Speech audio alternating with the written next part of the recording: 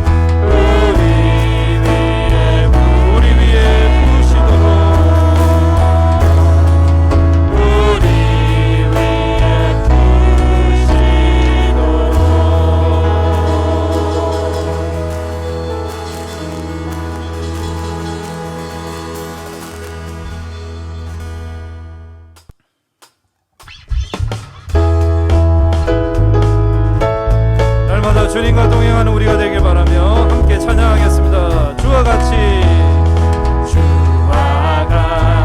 길 가는 것 즐거운 일 아닌가. 우리 주님 걸어가신 발자취를 밟겠네. 어린아이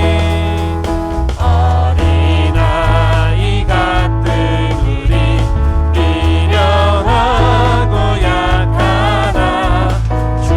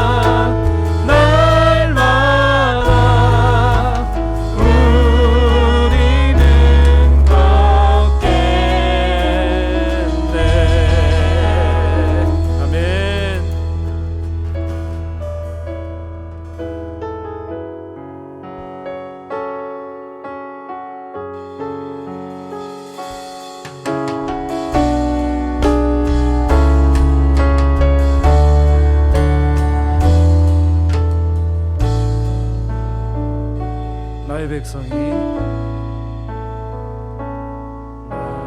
백성이 다 겸비하여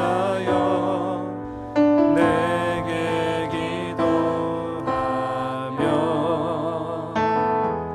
나의 얼굴을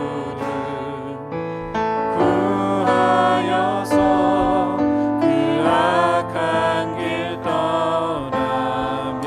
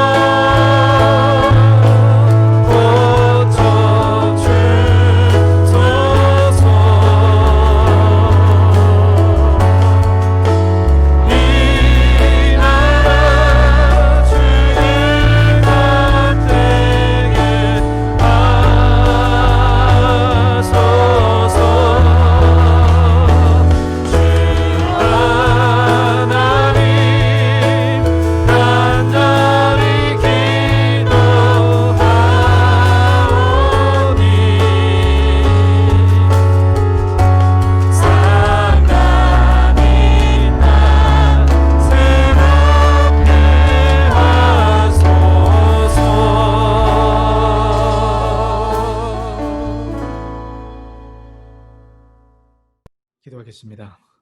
살아계신 하나님, 오늘도 주의 은혜 아니면 우리가 살아갈 수 없음을 알기에 오늘 주님 앞에 섭니다. 오늘 말씀을 통하여서 살아계신 하나님의 그 깊은 은혜를 경험하는 이 시간 될 수 있도록 은혜 허락하여 주옵소서. 감사하신 예수 그리스도의 이름으로 기도하옵나이다. 아멘. 여러분 반갑습니다. 한 주간 잘 보내셨나요? 네, 우리가 이제 계속해서 소요리 문답 함께 나누고 있죠. 이제 얼마 남지 않았습니다. 오늘하고 다음 주 우리가 마지막 함께 나누게 될 텐데요. 이런 소요리 문답 그동안 배웠던 것들을 다시 한번 쭉 한번 정리하는 그런 시간이 되었으면 좋겠습니다. 우리가 이제 계속해서 구원론에 대해서 그동안 계속 나눴는데요. 우리가 이제 신론, 인간론, 기독론, 구원론, 네 개의 기둥, 이제 하나의 기둥만 남았죠. 자, 오늘 이제 구원론 마지막 36문에 대해서 함께 나누게 될 텐데요. 여러분 구원론, 왜 우리가 이 구원론을 이렇게 길게 나누는가? 여러분 구원론은 다른 부분과 다르게 실질적으로 우리 삶 가운데 필요한 그 구원의 은혜가 이 구원론 안에 담겨져 있습니다. 그래서 우리가 구원론에 대해서 좀 세부적으로 함께 살펴보게 되는데요. 여러분 이 구원론의 주체는 누구이십니까? 성령이죠, 성령. 여러분 이것을 잊으시면 안 됩니다. 우리 구원을 이루어가는 주체는 우리 성령님이시다. 여러분 이것을 꼭 기억하셨으면 좋겠어요. 성령으로 말미암아 우리는 효과적인 부르심을 받게 된 겁니다. 효과적인 부르심을 받는 자에게 주님께서 부어주시는 유익이 있었다라고 우리가 함께 말씀을 나눴는데요. 이런 32문에서 무엇을 나눴습니까? 효과적으로 부르심을 받은 자들은 금생에서 오늘 우리가 이 땅 가운데 살아가는 삶을 얘기하죠. 금생에서 어떤 유익에 참여하게 되는가, 이런 크게 세 가지를 함께 나누었습니다. 첫 번째가 무엇이었나요? 의롭다 하심, 칭의였죠. 두 번째는 양자됨, 세 번째는 거룩하게 하심, 성화. 이것을 우리가 함께 나누었습니다. 여러분 이것이 뭐라고요? 유익이라는 겁니다. 유익. 우리가 살아갈 때 정말 필요하고 우리에게 도움이 되는 것, 여러분 이것이 유익이지 않습니까? 여러분 어떻습니까? 우리가 의롭게 되었다고, 또 양자되었다고, 거룩하게 되었다는 것, 여러분 이것이 유익하다고 여러분 느껴지십니까? 여러분 이 세상이 어떤 것과 비교할 수 있는 유익이 이것 가운데 담겨져 있다는 것, 여러분 다시 한번 기억하셨으면 좋겠어요.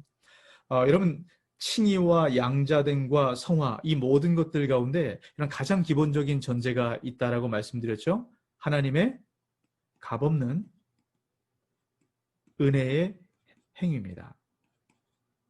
이 모든 것이 하나님의 값없는 은혜의 행위와 사역이다라고 함께 말씀을 나눴어요. 여러분 이 말씀이 왜 이렇게 중요합니까? 여러분 이 말씀 안에는 이 유익은 사람의 어떠함에 있지 않고 전적인 하나님의 은혜다라는 것을 강조한다라는 것이죠. 여러분 이것을 다시 한번 마음 가운데 새기시기 바랍니다. 자, 오늘 이제 36문에 대해서 함께 살펴볼 텐데요. 자, 금생에서 칭의 양자됨 성화와 함께 받거나 흘러나오는 여러 유익이 무엇입니까? 답을 같이 읽어보겠습니다. 금생에서 칭의 양자됨 성화와 함께 받거나 흘러나오는 여러 유익은 하나님의 사랑에 대한 확신과 양심의 평화와 성령 안에서의 기쁨과 은혜의 증가와 그리고 거기서 끝까지 견디는 것입니다. 자, 그럼 우리가 지금까지 뭘 살펴봤습니까? 칭의, 양자됨, 성화. 이거 세 가지가 유익이다라고 말씀을 드렸어요. 효과적인 부르심을 받은 사람에게 이 세 가지가 유익이 된다라고 말씀을 드렸죠. 여러분 36문에서 말씀하는 여러 유익을 이야기를 하죠. 그럼 이것은 뭐라고 얘기합니까? 성화와 함께 받거나, 그러니까 이 세 가지로부터 칭의, 양자됨, 성화로부터 성화 함께 받는 겁니다. 또 한 가지요. 또 이것으로부터 흘러나오는 여러 유익.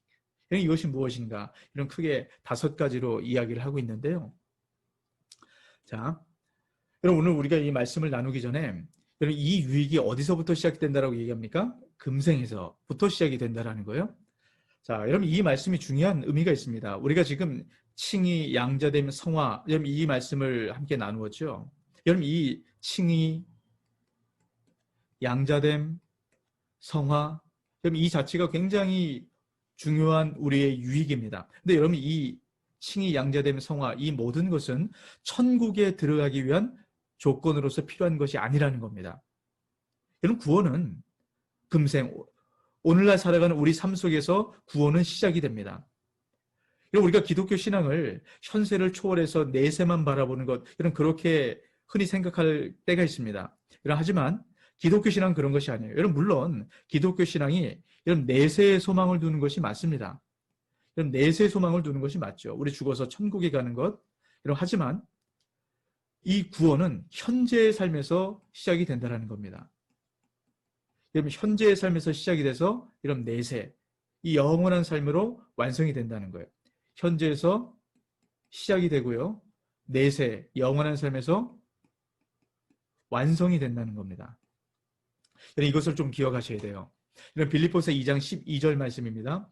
그러므로 나의 사랑하는 자들아, 너희가 나 있을 때뿐 아니라 더욱 지금 나 없을 때에도 항상 복종하여 두렵고 떨림으로 너희 구원을 이루라 라고 이야기합니다.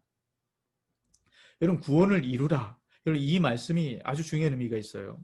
여러분, 이루라는 것은 단번에 끝나는 것이 아닙니다. 계속적으로 진행되고 확장하고 발전한다라는 의미가 이루라라는 말씀 가운데 담겨져 있다는 거예요. 다시 말하면 금생에서 오늘 우리가 살아가는 이 땅에서 받은 구원이 지금 계속 진행되는 과정 가운데 있다는 겁니다. 여러분, 우리가 지난주에 보았던 그림인데요. 여러분, 우리는 죄인이었습니다. 그런데 칭이 의롭게 됨으로 말미암아 우린 양자로 바뀌게 되었죠. 이런 신분의 급격한 변화가 나타나는 겁니다. 여러분, 우리가 죄인이었을 때는 우리가 구원받아야 될 대상이었어요. 그런데 우리가 칭의로 말미암아 양자가 되었을 때는 이제는 우리가 구원을 이루는 주체가 됩니다. 여러분, 이것이 무슨 말일까요? 여러분, 우리가 구원받을 대상이 됐다가 이젠 구원을 이루는 주체가 됐다라는 겁니다. 그러면 이 성화의 의미는 무엇일까요? 여러분, 우리가 일반적으로 성화를 어떻게 생각을 합니까? 죄인이었던 내가 거룩하게 되어가는 과정, 이 과정을 이야기를 하죠. 여러분, 이것을 성화라고 이야기를 합니다. 근데 여러분, 중요한 것은 성화의 의미 안에 나의 거룩함을 통해서 내 주변에 있는 사람들이 거룩함에 참여하도록 한다라는 의미가 함께 포함이 됐다는 거예요. 다시 말하면 이 성화 안에는 나뿐만 아니라 내 주변에 있는 사람들도 이 거룩함에 참여하도록 된다라는 의미가 같이 담겨져 있다는 겁니다. 자, 여러분, 창세기 1장 28절, 이 말씀은 너무 중요한 말씀이죠. 하나님이 그들에게 복을 주시며 하나님이 그들에게 이르시되 생육하고 번성하여 땅에 충만하라. 땅을 정복하라. 바다의 물고기와 하늘의 새와 땅에 움직이는 모든 생물을 다스리라 하시니라. 여러분, 이 말씀은 누구에게 주어진 것입니까? 하나님의 형상으로 지음받은 우리 사람에게 주어진 말씀입니다. 우리 사람의 복이기도 하고요, 사명이기도 하죠. 여러분, 이 하나님의 형상, 우리가 양자가 됐다는 것은 이 하나님의 형상으로 회복이 된다라는 것을 의미합니다. 그럼 다시 말하면 하나님의 형상이 주어진 이 사명이 양자된 우리에게 그대로 주어지게 됐다라는 거예요. 그래서 우리의 역할은 하나님의 구원의 은혜로 이 세상을 이끌어가는 것, 여러분, 이것이 우리의 역할이라는 겁니다. 여러분, 하나님께서 이 죄악된 세상을 구원하기 위해서 한 사람을 부르셨습니다. 여러분, 그 사람은 누구냐면 아브라함이죠. 이 아브라함을 부르셨어요. 이 아브라함을 부르셔서 아브라함에게 복을 주십니다. 큰 민족을 이루게 하시고 이름을 창대케 하시겠다라는 복을 주셨어요. 여러분, 그런데 이 아브라함의 복은 아브라함 개인에게만 머물러 있지 않습니다. 여러분, 큰 민족을 이루는 것, 또 이름이 창대케 되는 것, 여러분, 이런 것은 누구의 복입니까? 이건 개인의 복이라고 얘기를 할 수 있어요. 여러분, 근데 우리가 여기서 머물러서는 안 된다는 겁니다. 성경은 아브라함의 복을 개인의 복에 머물러 두지 않습니다. 여러분, 창세기 12장 3절 말씀 보십시오. 아브라함에게 주신 축복이에요. 너를 축복하는 자에게는 내가 복을 내리고 너를 저주하는 자에게는 내가 저주하리니 땅의 모든 족속이 너로 말미암아 복을 얻을 것이라 하신지라. 예, 복의 근원으로 아브라함을 부르셨죠. 여러분, 어디까지 복을 주기 위해서요? 땅의 모든 족속. 여러분, 아브라함 한 사람에게만 복을 주신 것이 아니라 아브라함을 통해서 이 땅의 모든 백성에게 복을 주시는 겁니다. 여러분, 이 복, 아브라함에게 허락하신 복, 여러분, 이 복이 무엇인지 아십니까? 이런 구원받아서 모든 백성 사람들이 하나님의 백성이 되는 바로 그 복. 여러분 이것이 복이라고 이야기를 하는 겁니다. 이것을 분명하게 신약 성경에서 이렇게 얘기하죠. 갈라디아서 3장 8절 9절 말씀입니다. 또 하나님이 이방을 믿음으로 말미암아 의로 정하실 것을 성경이 미리 알고 먼저 아브라함에게 복음을 전하되, 이런 아브라함에게 복음을 전하셨다라고 말씀합니다. 이 복음이 뭡니까? 복이죠, 복. 복을 주신 거예요. 모든 이방인이 너로 말미암아 복을 받으리라 하였느니라. 그러므로 믿음으로 말미암은 자는 믿음이 있는 아브라함과 함께 복을 받느니라. 여러분 이 믿음 누구에게 주어진 것입니까? 예수 그리스도를 믿어서 양자된 자에게 아브라함의 복이 흘러갔다는 거예요. 여러분 이 말씀이 참 중요한 의미가 있습니다. 여러분 복음이라는 것은 확장성의 의미를 이야기해요. 이건 구원은 확장입니다. 나 한 사람의 구원을 받기 시작했을 때 여러분 이 파동처럼 이 구원이 확장이 된다라는 여러분 하나님께서 아브라함에게 복을 주셨어요. 그 복이 어디까지 이룬다라고 얘기합니까? 천하 만민이 아브라함을 통해서 복을 받게 된다라고 얘기를 합니다. 이제는 그 아브라함을 통해서 주신 복이 그럼 누구에게 부어지게 됩니까? 영적 이스라엘인 아브라함의 자손인 여러분 양자된 예수 그리스도를 믿는 자들에게 부어지게 된다는 겁니다. 여러분 그래서 칭의로 양자된 자들의 성화의 삶은 이런 복음을 전하는 삶이라고 얘기할 수 있습니다. 이런 복음, 아브라함에게 복음을 전해주셨죠. 여러분 이 복음을 온 땅 가운데 확장될 수 있도록 하나님께서 주셨다라고 얘기합니다. 여러분 그래서 성화를 이루는 삶은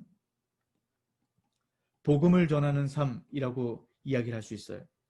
여러분 이것이 회복이 되어야 됩니다. 여러분 구원의 복음이 다시 회복이 되어야 돼요. 여러분 우리는 지금까지 구원을 어떻게 생각했습니까? 개인. 나 한 사람만 구원받으면 돼. 예수 믿고 나는 천국 가면 돼. 여러분 우리가 복음을 이렇게 생각을 했다라는 거예요. 구원을 이렇게 생각했다라는 겁니다. 하지만 성경은 이렇게 말씀하지 않죠. 우리 한 사람을 통해서 모든 민족들이 구원을 받을 수 있도록 이 확장해 나가는 구원의 확장성. 이런 오늘날 이 시대에 필요한 것이 이것입니다. 이런 코로나19를 통해서 하나님께서 이것을 우리에게 더욱더 분명하게 증거하고 드러내고 있다는 것, 이런 이것을 다시 한번 기억하셨으면 좋겠어요. 여러분 우리가 지금 칭의, 양자됨, 성화 이 말씀에 대해서 함께 이야기를 나누고 있죠. 여러분 구원 이런 말씀들이 어떻게 보면 굉장히 막연하고 추상적인 것처럼 그렇게 느껴지게 됩니다. 여러분 하지만 성경은 그렇게 얘기하지 않는다라는 거예요. 여러분 성경은 이 구원을 구체적이고 현실적인 개념으로 이야기를 합니다. 금방 말씀드린 것처럼 여러분 우리 성화된 삶이 무엇으로 드러난다라고 말씀합니까? 복음을 전하는 것으로 드러난다라는. 이런 우리 성화의 삶, 복음을 전하는 우리 삶으로 복음을 전하는 이 삶을 통해서 우리가 칭의를 통해 양자됐다는 것이 증명이 되는 것입니다. 여러분 다시 한번 기억하십시오. 여러분 성화. 칭의를 통해서 양자됨의 증거인 이 성화는 우리 삶으로 복음을 전하는 것. 여러분 이것이 성화의 삶이라는 것입니다. 자, 우리 이제 구체적으로 그러면 칭의, 양자됨의 성화와 함께 받거나 흘러나오는 여러 유익이 무엇인가? 이런 이것을 이제 구체적으로 살펴볼 텐데요. 여러분 첫 번째입니다. 하나님 사랑에 대한 확신을 갖게 된다라는 것이죠. 로마서 8장 15절에서 16절 말씀입니다. 너희는 다시 무서워하는 종의 영을 받지 아니하고 양자의 영을 받았으므로 우리가 아빠 아버지라고 부르짖느니라. 성령이 친히 우리의 영과 더불어 우리가 하나님의 자녀인 것을 증언하시나니. 여러분 우리가 양자의 영을 받았습니다. 우리 양자가 됐다라는 거예요. 그때 하나님을 어떻게 부를 수 있습니까? 아빠 아버지. 여러분 이 말씀이 얼마나 친밀한 단어입니까? 하나님께서 우리를 그렇게 부를 수 있도록 만들어 주셨다라는 거예요. 여러분 자녀는 부모의 사랑을 먹고 자라갑니다. 이런 특별히 어린아이는 더 그래요. 자, 여러분 어린아이가 이 엄마와 눈맞춤을 하고 있죠. 여러분 어린아이와 엄마와의 이 눈맞춤, 여러분 이것은 굉장한 중요한 작용이 있어요. 여러분 이것 가운데는 여러 가지 의미가 있는데요. 여러분 어린아이는 엄마의 눈 속에 비친 자기 모습을 보고 자기 자신에 대한 모습을 만들어갑니다. 자기 자아상을 그렇게 만들어간다는 거예요. 그럼 만약에 엄마의 눈 속에서 사랑을 발견했다. 그러면 이 아이는 자기가 무엇이든지 할 수 있는 여러분 그런 대단한 존재로 자기 자신을 생각을 하게 된다는 겁니다. 이런 반면에 엄마의 눈 속에서 아이를 귀찮아하고 미워하고 이런 느낌을 받기 시작할 때 이 아이는 마음이 돌처럼 굳어가고 아무것도 할 수 없는 이런 그런 존재로 바뀐다는 거예요. 그래서 어렸을 때 부모의 사랑을 잘 받지 못하고 자란 아이들은 이런 굉장히 수치심이 강하게 됩니다. 여러분 이 발달 심리학에 보면 엄마와 이 아이의 눈 맞춤을 할 때 여러분 여기서 뇌파가 교환이 된다라고 얘기를 해요. 그래서 아이와 엄마의 심박수가 일치하고 이런 감정이 일치하는 이런 그런 일들이 나타나게 된다는 겁니다. 이 눈 맞춤을 통해서 엄마와 아이의 이 사랑의 모습들이 이런 드러난다는 거예요. 그럼 아이와 이 사랑의 눈 맞춤을 해주시기 바랍니다. 여러분 그런데 어떻습니까? 우리 부모가 아무리 잘해주어도 한계가 있지 않습니까? 그러니까 늘 뭐 사랑하면 좋겠는데요. 아무리 아이들을 사랑한다 하더라도 이 사랑의 마음이 계속적으로 생기지 않습니다. 가끔 또 미워하고 또 막 화가 나는 그런 일들이 있어요. 여러분 그래서 모든 사람들 마음 가운데는 이런 사랑의 탱크가 꽉 채워지지 않습니다. 여러분 이 사랑의 탱크예요. 우리 모든 사람들은 이 사랑으로 가득 채워지는 탱크를 갖고 태어납니다. 그런데 이 부모로부터 우리가 완전한 사랑을 받고 또 주변의 많은 사람들로부터 사랑을 받고 그러면서 이 사랑의 탱크가 점점 채워져야 돼요. 여러분 그런데 어떻습니까? 누가 완벽하겠어요? 그러다 보니까 사랑의 탱크가 비어버리는 겁니다. 바닥을 치는 거예요. 그럴 때 우리 삶 가운데 수치감과 이 좌절감과 또 우리 힘으로 살아나갈 수 없는 여러분 그런 우리 존재가 되어버리고 마는 겁니다. 여러분 어떻게 해야 될까요? 이 사랑의 탱크를 가득 채울 수 있는 한 가지 방법이 있습니다. 그럼 그것은 하나님의 사랑으로 채워지는 거예요. 여러분 우리 비어있던 우리 사랑의 탱크가 하나님의 사랑이 우리 가운데 부어질 때 이 탱크가 가득 채워지는 그런 은혜가 우리 가운데 임하게 된다는 겁니다. 여러분 어떻게 이 하나님의 사랑을 우리가 경험할 수 있을까요? 신명기 11장 12절 말씀 같이 한번 읽습니다. 내 하나님 여호와께서 돌봐주시는 땅이라 연초부터 연말까지 내 하나님 여호와의 눈이 항상 그 위에 있느니라. 누구에게 주신 말씀입니까? 하나님 백성에게 주신 말씀이에요. 여러분 하나님은 하나님 백성에게 한순간도 눈을 떼지 않는다라고 말씀합니다. 연초부터 연말까지. 항상 하나님의 눈은 그 백성들 위에 머물러 있습니다. 여러분 지금도 주님께서 우리를 불꽃 같은 눈동자로 바라보고 계신다는 거예요. 여러분 그것은 주의 사랑의 눈으로 우리를 바라보고 계신다는 겁니다. 여러분 우리가 우리를 바라보고 계신 그 주님께 이런 눈을 돌려서 눈을 맞추기 시작할 때 여러분 어떤 상황 가운데도 우리는 흔들리지 않는 그 하나님의 사랑을 누려받게 된다는 겁니다. 여러분 지금 비록 힘들고 어렵고 고통스러운 삶 이런 그런 삶을 살아갈 때가 있어요. 여러분 하지만 우리가 하나님께 사랑의 눈맞춤을 하기 시작할 때 하나님의 사랑이 우리 가운데 쏟아부어집니다. 여러분 그럴 때 우리 비어있던 이 사랑의 탱크가 여러분 이렇게 가득 채워지게 되는 것이에요. 여러분 이 은혜를 경험하시길 주의 이름으로 축복합니다. 여러분 그렇다면 어떻게 할 때 이 하나님의 눈맞춤을 할 수 있을까? 여러분 하나님과 눈맞춤을 할 수 있도록 주님께서 우리에게 주신 장치가 있습니다. 그런 것은 말씀과 기도와 예배예요.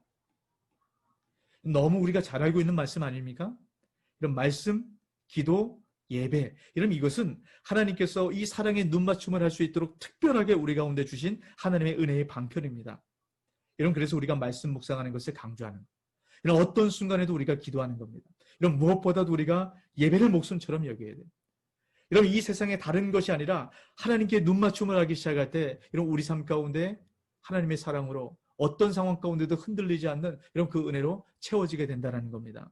여러분 우리가 지금 온라인 예배로 드려지고 있어요. 여러분 하지만 여러분 다시 한번 기억하십시오. 우리가 할 수만 있으면 온라인 예배가 아니라 여러분 대면 예배로 우리가 드릴 때 더 풍성한 은혜가 우리 가운데 부어진다는 겁니다. 여러분 이것을 기억하시고 할 수만 있으면 또 주님 앞에 나와서 함께 예배하는 그 시간 갖게 되시길 축복합니다.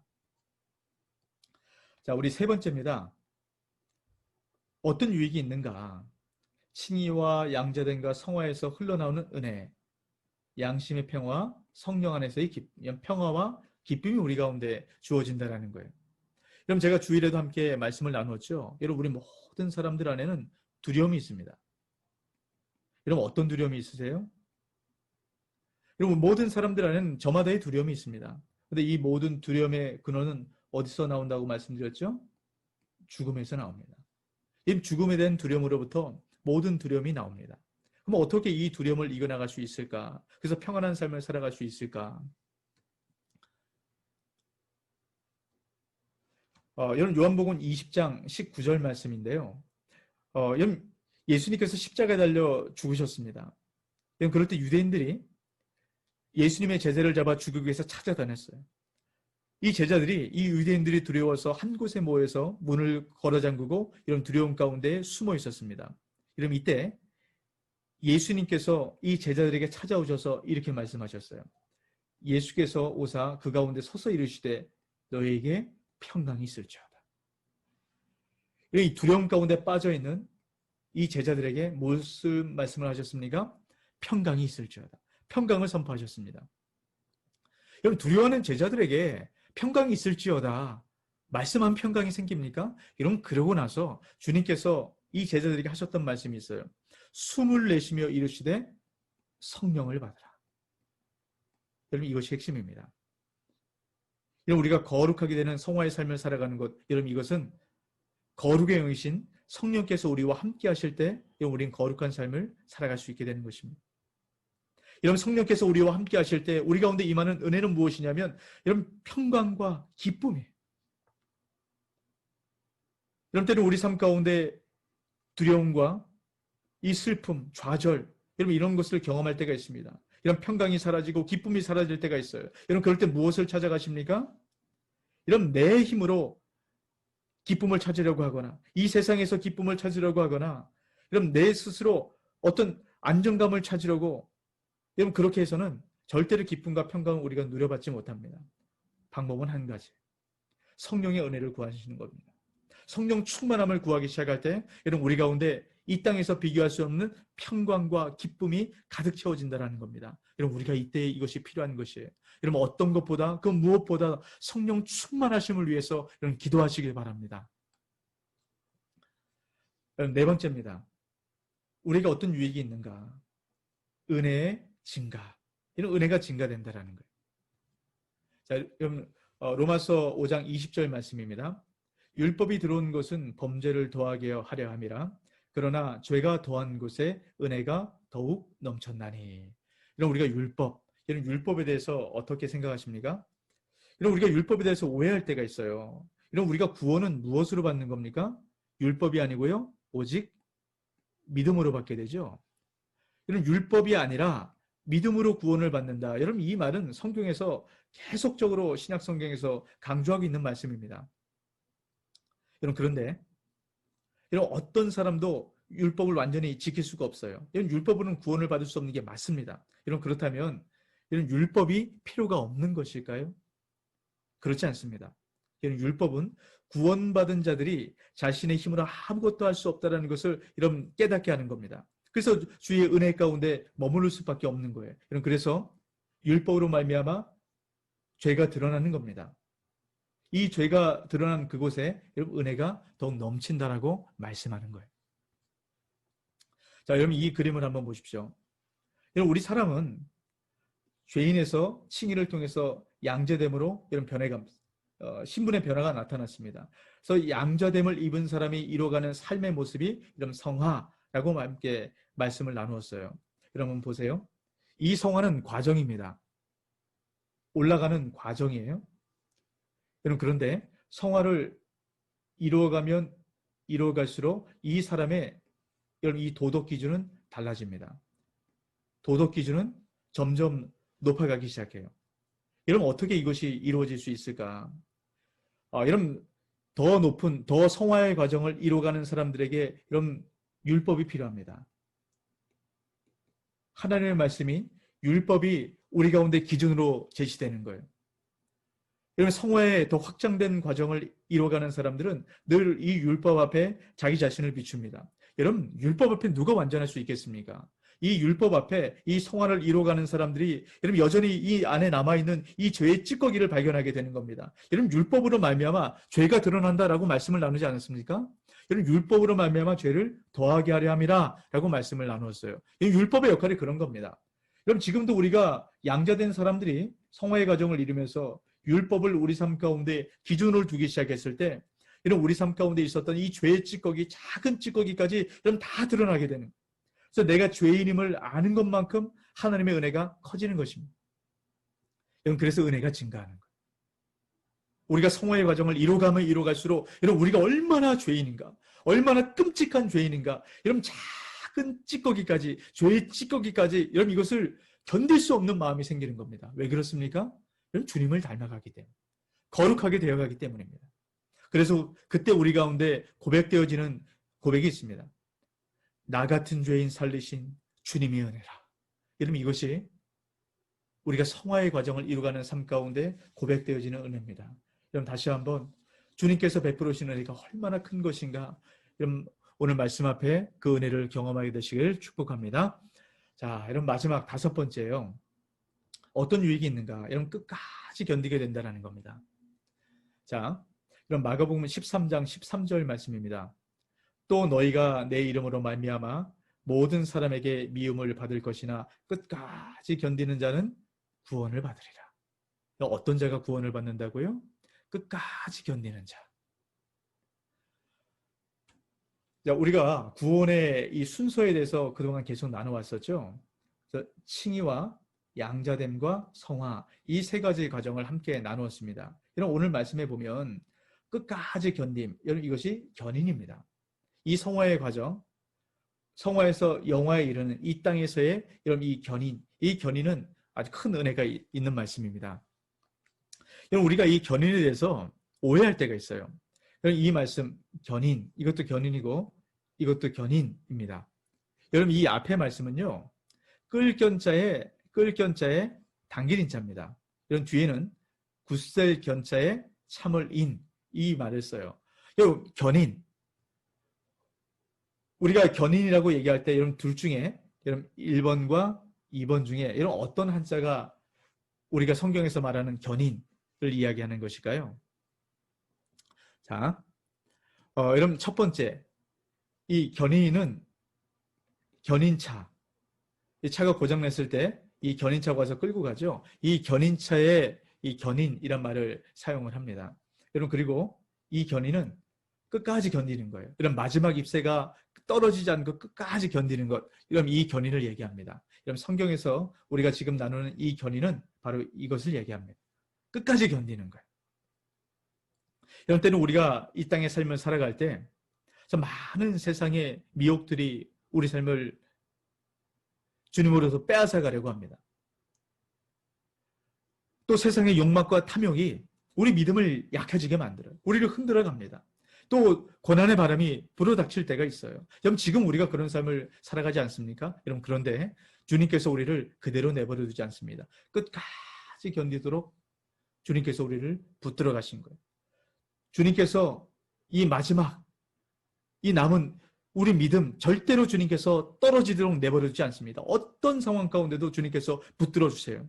여러분, 사랑하는 자녀가 죽음과 파멸의 길, 이런 마지막 이것이 떨어지려고 할 때 가만히 내버려두는 부모가 어디 있겠습니까? 때려서라도 끝까지 부모가 잡아주겠죠. 여러분, 그것이 히브리서 12장 6절 7절에서 하는 말씀입니다. 같이 한번 읽어보겠습니다. 주님께서는 사랑하시는 사람을 징계하시고 받아들이시는 아들마다 채찍질 하신다. 징계를 받을 때 참아내십시오. 하나님께서는 자녀에게 대하시듯이 여러분에게 대하십니다. 아버지가 징계하지 않는 자녀가 어디에 있겠습니까? 여러분, 하나님께서는 우리의 아빠 아버지 되신다라고 말씀을 나눴습니다. 그 주님께서 우리가 이 거룩한 삶을 살아갈 수 있도록, 여러분, 우리는 여전히 죄의 찌꺼기를 갖고 있는 사람입니다. 여러분, 우리가 양자가 되었어요. 하지만 여전히 우리 안에는 죄의 찌꺼기가 있습니다. 그래서 성화의 과정을 이루어가는 것이 여러분 그렇게 어려운 것 아니겠습니까? 여러분, 하지만 우리가 이 죄의 찌꺼기 때문에 다시금 죄인으로 돌아가는 일은 절대로 없습니다. 왜 그렇습니까? 주님께서 끝까지 견디도록 우리를 이끌어가기 때문입니다. 때는 고난을 통해서 채찍질을 하시면서 징계를 통해서 우리가 끝까지 이 성화의 과정을 이루어갈 수 있도록 하나님의 형상으로 회복되어지는 그 과정 가운데 이루어질 수 있도록 우리가 거룩한 삶을 살아낼 수 있도록 우리 삶을 통해서 복음을 전하는 삶을 살아갈 수 있도록 주님께서 끝까지 우리를 이끌어 가신다는 겁니다. 여러분, 그래서 우리가 할 것은 참아내는 거예요. 여러분, 견디는 겁니다. 여러분, 그런데 너무 감사한 것은 이것 역시 우리가 하는 것이 아니라는 겁니다. 주님께서 끝까지 우리를 붙들어 주시는 그 은혜가 우리 가운데 있다라는 거예요. 여러분, 이 믿음을 가지고 다시 한번 힘들고 어려운 이 땅의 삶, 여러분 이겨나가게 되시길 주 이름으로 축복합니다. 여러분, 마지막으로 이제 세 가지를 좀 정리를 해보았으면 좋겠어요. 여러분, 우리는 하나님의 형상으로 지음받았습니다. 첫 번째 사람, 아담이 하나님의 형상으로 지음받았죠. 여러분, 그런데 어떻게 됩니까? 범죄를 했습니다. 이 범죄함을 통해서 이 땅 가운데 태어나는 모든 사람들은 죄인이 될 수밖에 없는 거예요. 여러분, 아무리 스스로 노력하고 도덕적 기준을 높이 쌓는다 할지라도 이런 죄인은 악한 길을 걸을 수밖에 없습니다. 여러분, 그렇게 되어 있어요. 이 죄인은 이 방향성이 이렇게 살아갈 수밖에 없도록 여러분 그렇게 되어 있습니다. 여러분, 이것이 죄의 치명성입니다. 여러분, 죄라는 것이 이렇게 우리 삶 가운데 강한 전염력을 만들어 간다라는 겁니다. 여러분, 그런데 주님께서 우리를 그렇게 내버려 두지 않으셨죠. 여러분, 이 죄의 끝은 무엇입니까? 사망이죠. 주님께서 우리를 죽도록 내버려 두지 않으셨어요. 우리를 어떻게 하십니까? 죽을 수밖에 없는 우리를 의롭다라고 칭해 주셨습니다. 예수 그리스도의 십자가 보혈, 주님께서 십자가에서 그 모든 것을 짊어지시고 죽으심으로 말미암아 우리를 의롭다라고 칭하셨습니다. 여러분, 이것은 법적인 의로움이라고 말씀을 드렸죠. 그래서 우리가 법적으로 신분의 변화가 나타납니다. 우리가 무엇이 됩니까? 죄인에서 양자가 되는. 여러분, 우리 양자됨의 은혜를 우리가 받게 됐다는 겁니다. 그래서 이 양자의 삶은 거룩하게 되어가는 과정, 이 방향성입니다. 다시 말하면 이 악에서 선으로의 이 기준으로 올라가는 그런 삶을 살아갈 수밖에 없는 것이 이런 우리 구원받은 자의 삶이에요. 그런데 내 삶을 보면 그렇지 못한 것 같아요. 이 악한 삶에서 점점점 선으로 올라가는 이런 과정을 성화라고 얘기하는데 내 삶을 보면 전혀 그렇지 않은 것 같습니다. 여러분, 우리가 분명히 기억해야 될 것이 있어요. 우리가 보기에는 이것이 일직선처럼 보인다 할지라도 여러분, 이것이 어떤 과정을 이룬다라고 말씀드렸습니까? 이 과정이 있습니다. 이런 과정을 거쳐서 올라가는 거예요. 그럴 때는 우리가 믿음의 삶을 살아가지만 낙심이 될 때가 있습니다. 또 이것을 이겨내서 믿음의 삶을 살아가지만 또 우리가 이 세상의 미혹을 받을 때가 있어요. 또 이것을 이겨내고 우리가 믿음의 삶을 계속적으로 살아가지만 또다시 우리 가운데 이 세상의 유혹이 찾아올 때가 있습니다. 여러분, 그럼에도 불구하고 이런 우리는 다시 밑으로 떨어지지 않는다라는 겁니다. 여러분, 왜 그렇습니까? 주님께서 끝까지 우리를 지키시는 거예요. 우리가 이 바닥으로 떨어질 때 주님께서 끝까지, 여러분, 견인이라고 말씀을 드렸죠. 주님께서 끝까지 우리를 이끌어 가십니다. 때는 채찍질을 통해서, 때는 징계를 통해서 우리가 여기서 다시 2단계로 올라갈 수 있도록 이끌어 가세요. 때는 우리 삶 가운데 또다시 미혹에 빠진다 할지라도 주님께서 다시금 2단계로 올라갈 수 있도록 우리를 이끌어 가십니다. 여러분, 우리는 절대로 밑으로 떨어지는 삶이 아닙니다. 다시금 올라가는 삶, 다시금 거룩해지는 삶, 선을 이루는 삶, 우리는 그런 삶을 살아갈 수밖에 없도록 주님께서 우리를 불러주셨다라는, 여러분, 이것이 구원받은 자의 특권입니다. 여러분, 우리가 이때 이 성화의 의미를 다시 한번 생각해 볼 필요가 있습니다. 여러분, 우리가 구원에 대해서 여러분 굉장히 막연하게 생각했습니다. 여러분, 추상적으로 생각을 했어요. 하지만 구원은 여러분 그런 것이 아니라고 말씀드렸죠. 내세를 위한 준비가 아니라 이 땅 가운데서 이미 시작된 우리가 양자됨을 통해서 이미 시작된 이 구원을 이런 끝까지 완전한 하나님의 형상이 이룰 때까지, 완전한 하나님의 형상은 이런 내세에서 이룰 수 있죠. 이 금생에서는 이런 구원이 시작이 되는 겁니다. 그리고 이 구원의 완성은 내세에서 완성이 되는 거예요. 여러분, 이 끝까지 이 모든 과정을 좀 주님께서 이끌어 가신다라는 겁니다. 여러분 이 구원론을 통해서 이것을 기억하시기 바랍니다. 여러분 구원론을 통해서 우리가 참 많은 이야기들을 나눴어요. 근데 여러분 이 구원론은 절대로 놓쳐서는 안 됩니다. 여러분 우리가 계속해서 이 구원론에서 강조하는 것, 이 모든 것을 이뤄 가시는 분이 여러분 누구라고 계속 강조하고 있습니까? 하나님이세요. 여러분 주님께서 우리를 그 선한 뜻대로 작정했기 때문에 우린 절대로 주의 손에서 여러분 놓아질 수가 없는 겁니다. 주님께서 끝까지 우리를 이끌어 가세요. 어디까지요? 하나님의 형상이 완전히 회복되는 그 구원의 완성을 이루는 그때까지 주님께서 우리를 이끌어 가십니다. 여러분 그것이 우리의 삶이에요. 여러분 이 믿음 갖고 여러분 비록 지금 힘들고 어렵고 고난 가운데 있지만 여러분 이거 나가는 여러분 저와 여러분 되시길 주 이름으로 축복합니다. 여러분 한 주간 동안에도 이 믿음 갖고 승리하는 저 여러분 되시길 주 이름으로 축원합니다. 아멘. 기도하겠습니다. 사랑의 하나님, 오늘도 우리가 주의 말씀 앞에서 하나님께서 우리 인생을 어떻게 이끌어 가셨는가 다시 한번 깨달아 알게 하시니 감사합니다. 하나님, 그 모든 것이 우리의 힘으로 아무것도 될 수 없음을 우리가 압니다. 하나님, 우리가 구원을 이루어 간다는 것, 우리가 이 땅 가운데서 이미 구원을 시작하였고 또 아직 완성되지 못한 그 구원이지만 주님께서 끝까지 우리를 그 거룩함의 단계로 이끌어 가셔서 완전한 그 구원의 완성을 이룰 때까지 주님께서 우리 손을 놓지 않을 줄로 믿습니다. 우리가 주님께서 그 삶을 이루어갈 때까지 우리 끝까지 견디고 인내하여서 우리 삶 가운데 주님께서 허락하시는 그 완전한 하나님의 사랑, 또 구원의 기쁨, 그 평강의 은혜, 또 주님께서 우리에게 베풀어 주신 그 은혜가 얼마나 풍성한 것인가 날마다 그 사랑으로 말미암아 우리 심령 가운데 사랑으로 가득 채워져서 그 주님과의 그 깊은 친밀감 가운데 그 하나님의 사랑을 누려받게 하시고 무엇보다도 우리 인생을 통해서 우리 삶을 통해서 복음을 증언하고 전하는 그런 성화의 삶 살아갈 수 있도록 삶으로 증명해내는 삶 살아갈 수 있도록 우리 성도님들 한 분 한 분들 살펴주시옵소서. 한 주간 동안에도 성령으로 충만하여서 복음을 삶으로 증거하는 우리 모든 심령 될 수 있도록 은혜 허락하여 주옵소서. 감사하신 예수 그리스도의 이름으로 기도하옵나이다. 아멘.